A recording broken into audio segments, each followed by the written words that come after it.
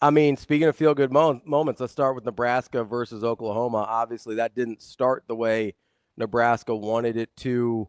As you're watching that game kind of unfold, what stood out to you the most between Nebraska's, I mean, obviously the spurt ability, getting what, like Love that word.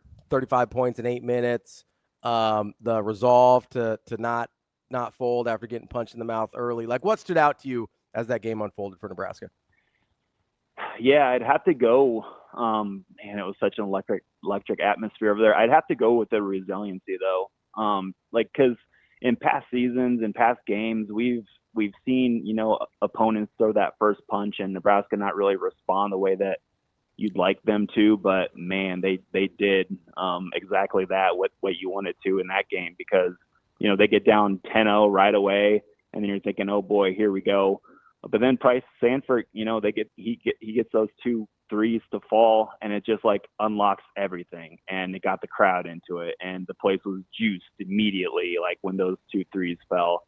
And yeah, I'd have to go resiliency just because it did not have the vibe that everybody wanted in those first few minutes, just because Oklahoma came out and they were flashing their athleticism. I mean, those dudes could run and jump, and they were so long, and it just looked like one of those teams that was going to give Nebraska problems and fits. But you know what? When that offense gets clicking, when those shots fall, Nebraska, I mean, that offense can hang with anybody, and that can lead to the team beating anybody, I believe.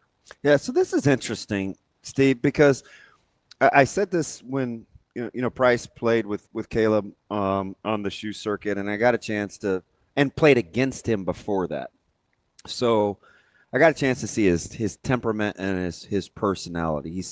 And I said when Nebraska got him out of the portal, I told Ravi and our listeners, I said the one thing about Price is he's highly competitive, and he plays really really hard. So you get to see that when with his game, right? He's more than just a shooter.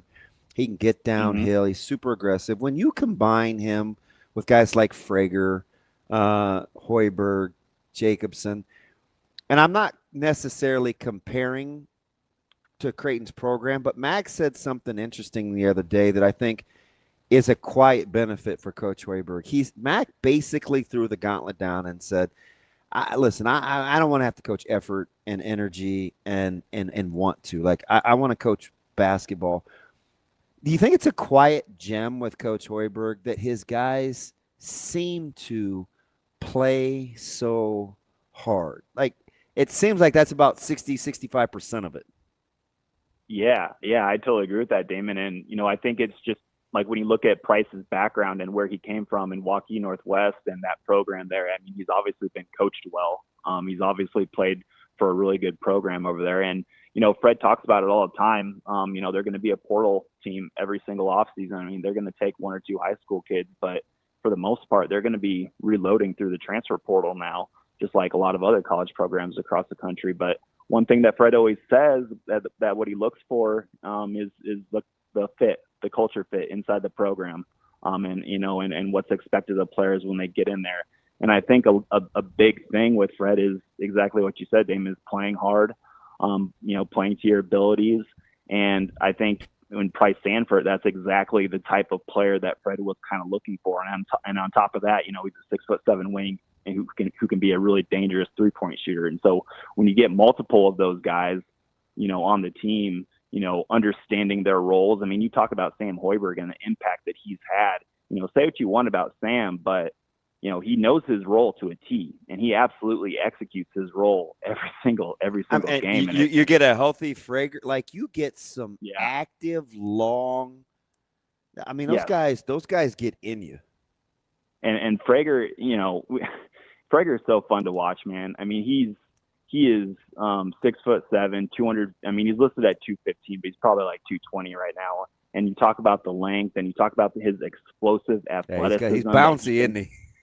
Oh yeah, absolutely. And I was happy to see Price, put the ball on the deck and beat his man in that first half to help kind of spark that whole offensive run that they had and get back into the game. And he goes up and slams it down with 2 hands, and the place gets juiced. I mean, Price can do some of that stuff that Frager does as well.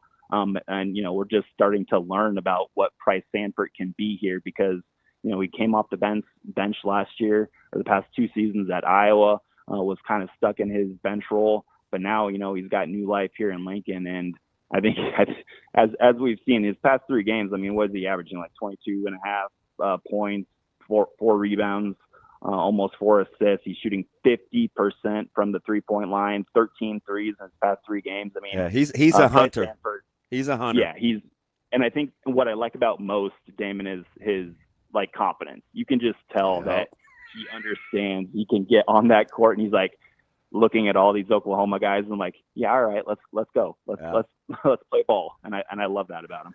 Let me ask, so I've asked all the kind of the hoops aficionados and people that cover this program, because sometimes, we'll go back and we'll look at revisionist history and we're like, oh, yeah. But, Nebraska's kind of feeling their way along last year. And there's some ups and downs. You run a message board and you get the sentiment. But the basketball guys kind of kept saying, hey, you guys got to understand something. They're missing Rienk Mast. The team was built around his skill sets. Buchengel is having to be misused a little bit. He's having to do more than he would if Rienk was playing. And so we heard all of it, right? And I don't think, or I didn't realize, I don't think Ravi did, and nobody that I've asked so far realized that those guys were spot on with the difference Mast could actually make. When they're lamenting over Mast not playing last year, were you one of those guys that thought, hey, this team could look a lot different if he was playing? Like, did you get the magnitude of his presence? Maybe not to the full extent last year, but it is very apparent this season about how much he means to Fred Hoiberg's offense, and even defensively with just his veteran presence. I mean, 7th-year player. He's out there. He's talking, he's communicating, he's telling guys, he's pointing guys to where to go. I mean, he's just like the basketball IQ that guy has from so many years of playing the sport, especially with his international flair too that he has. I just think that he helps out so much. And, obviously, like thinking about last year, it was such a different team and there weren't any shooters on the floor. It was like almost pretty easy for opponents to defend Nebraska when they had the ball. But, when you have somebody like Rienk out there, that point center at 6'10", 250, you can just like get the ball at the elbow or get the ball at the top of the key and just kind of scan the defense, take his time. I think he's shown a lot of patience this season early on, which is very cool to see. It just looks like 2 seasons ago, rather than last season, when Nebraska made the NCAA tournament. So I think last year we all kind of knew that without Rienk, like, they're going to be a worse team. But just the way the season went, the ups and downs, more downs than ups. It was just, I think you kind of got the sense it's like, okay, they are really, really missing this guy. All right, so fair or foul, credit, no credit. Nebraska's patience, the admin. It started with Trev, allowing Hoiberg to kind of settle into his role as a head coach. Now getting the support. Is it fair or foul to talk about the record compared to what he's done the last 3 years, which quietly has been really, really impressive, especially for Nebraska basketball? Can you separate those two things as part of the growth? Yeah, I think I can. And it's something where you kind of see in college basketball, like not everybody is getting I think the long runway that Fred got. And, I think it kind of shows the benefit of sticking with somebody, right? I mean, because look at his first few years at Nebraska, it wasn't pretty, right, with the overall records and stuff. But then, you know what? Starting with that 2023 season, things started clicking. They started winning games, and I think it goes to show if you maybe stick with a coach, he starts to figure things out.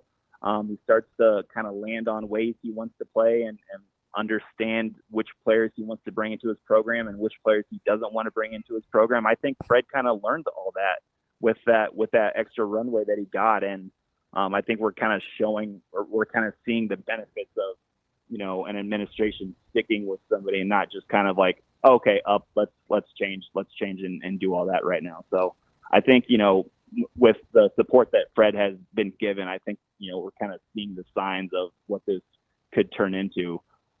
Just because I think, over the years, Fred has kind of learned about the conference and learned what works and what doesn't. And I think, it's an exciting time right now for a Nebraska basketball fan, if you ask me.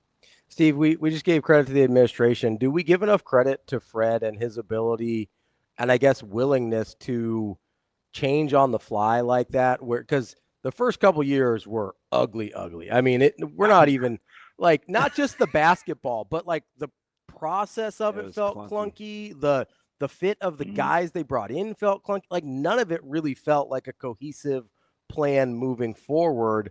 And then it sort of shifted on the fly with the philosophy of who they were bringing in, even though it was still through the portal, the coaching staff, the style of play. Like he low key sort of changed everything about the program on the fly. And that's honestly the big difference between then and now. Like, do we give that enough credit? Because I don't hear people talking about that very often.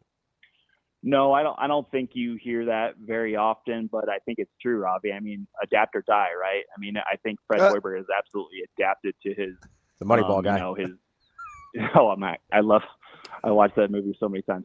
But he's absolutely adapted to fit his, current setting and his surroundings. And I think what you mentioned with the coaching staff as well was really, really important, especially in those early years. The coaching staff looks a little different, but now it's, Nate Lenzer is obviously the defensive coordinator. He's fantastic really, person. really great, really great person, really great basketball coach, just understands. And I think he has a really good relationship with all of his players too. And I think that helps them play really, really hard on the defensive end too. Because, you look at Nebraska and it's like, okay, all these threes are falling. That's cool. But they're really doing some cool things on the defensive end of the court as well. I thought Berke Buchengel did a really, really good job. He's coming along, man.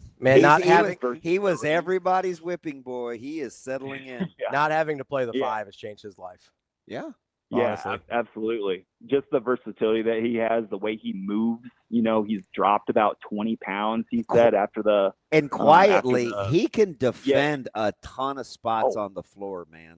Yeah, multiple positions, absolutely. And I thought he really took, just we're talking about the defense, and he does really good things there. But, like, on offense, when he caught the mismatch, when he had a little guy on him, he didn't really mess around against Oklahoma, and he just went to the hoop. And I really, really like that for him. And, he got a defensive stop on one end. He took the ball up, kind of slipped a little flare screen and drilled a three-pointer too and got the crowd juiced. I mean, he's an energy guy as well. And I just think that Berke is really kind of coming into his own. But, I forgot the question we were talking about, guys. But no. See, Steve, listen, that's how you know. Yeah, that's like that's how you know you're in on the show. Like, we do it all the time. We have no idea how we get to wherever we go to. And Steve, you talk to me forever on and off air, so it's like I'm like, wait, where was I again? So it's fun. You fit right in. But I got to transition though, because you like to hit good fastballs. So we're going to Penn State, obviously, and I'm you know me, man. I'm a little snarky, quiet cynic. I liked yesterday's press conference with Coach Rule. I want to start with this. He got the whole going home thing out of the way, but I appreciated the way he answered it. It was a set aside in addition to the nostalgia. He didn't make it any like I thought it was a very definitive answer about, because he's talking to his team too, right? And he's talking to the media. And what'd you make of how he handled the whole going back home thing?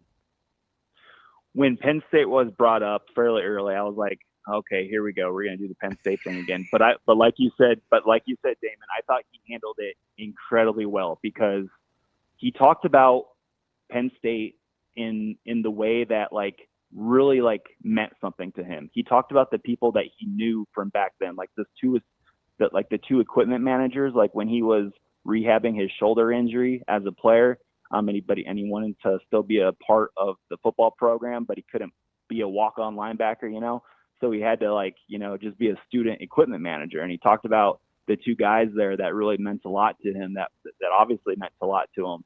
And yeah, he talked about all the people there that weren't going to be at the game this weekend, but he still kind of, remembered and kind of, they obviously meant a lot to him, his uncle. I mean, I thought that talking about the people that were special to him instead of just like Penn State football was a really good way to do it, because, we did all the Penn State talk. It's done. It's over. But now we have to play him. So I understand we have to talk about all that stuff again. But I thought he handled it really well with, the people that aren't going to be there but are going to be always there with him. Steve, terrific stuff there as always. Are you going out, Steve? I will not. My boss Zach is, though. All right. So ZC's going. Is he flying into Pittsburgh? I don't know. I'll it ask seems him. like Penn State's kind of like hard to get to, right? Yes. That's what I'm hearing. That's what people tell me. Like, so on one hand, I'm like bummed I'm missing the game, but on the other hand, like, I don't really like doing that whole travel thing when everybody says it sucks to get out there. So, gosh. All right. There's part of me that wants to be you too, because I told Ravi this is the first trip in a long time I'm not looking forward to. Yeah, I keep hearing that. Yeah, but you guys have a lot better. You have a lot better travel situation than we do. That's true. So it's total first world problem. So don't worry, you don't have to play the violin for me. I know I'm kind of being a baby. It's fine. Anyway, man, I appreciate it. Looking forward to talking more, and you and TV can debate over who has the better segments, because I know I know he's competitive too. All right, Tim and I will get after it. Thanks, guys. All right, buddy. That's Steve Marik from Inside Nebraska. Arguably the nicest person in the media, not named Kevin Suits.